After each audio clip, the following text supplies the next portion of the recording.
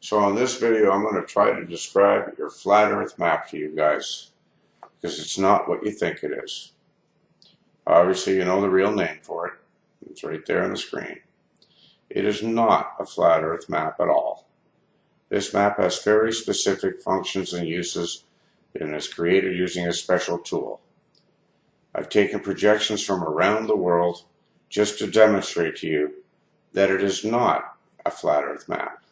Each map is of the exact same type as your flat earth map. And the first one I'm going to show you is the North Pole map, the one that you all claim is the real flat earth. As you can see, the point of origin or center is in the middle.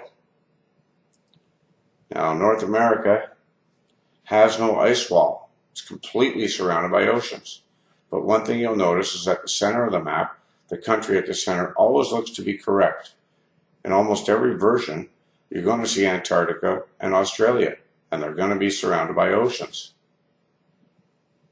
You can see Central America looks right, but Australia is completely stretched out.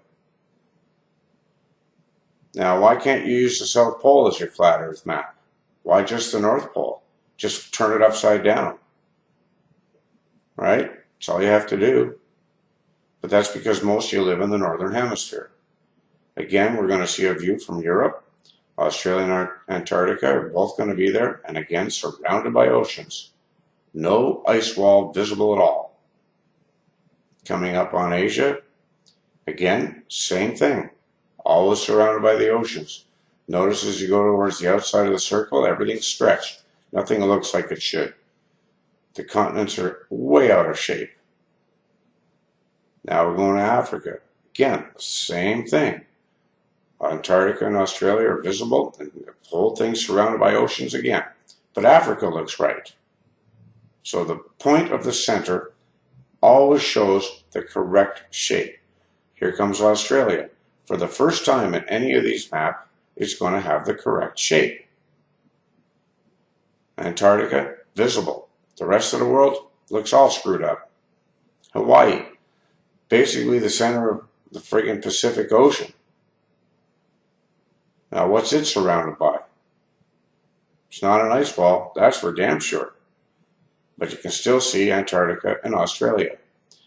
Now, ham radio operators use these maps to align their antennas. You'll notice on the outer ring of the map are degrees. If I want to talk to any position within the United States, I simply turn my antenna toward the degree listed on the map. Where I am is at the center of the map. Same in UK. I put the map at the center of my position and use the ring on the outside to put the map at the correct position. Pilots use this map, but it's always at the center. The plane is always at the center, and the radius, they can change that at will.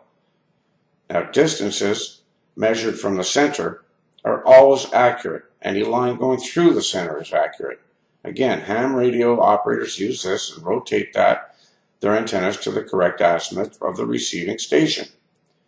The USGS, as you've all claimed, uses the map. But the center is always the epicenter of an earthquake, and that's their purpose in it, to measure the distance of P and S waves that travel from the epicenter. They don't just put the map on the North Pole. Now again, I reiterate, all distances measured through the center or from the center are accurate. No other measurement on that map is accurate, not a single one.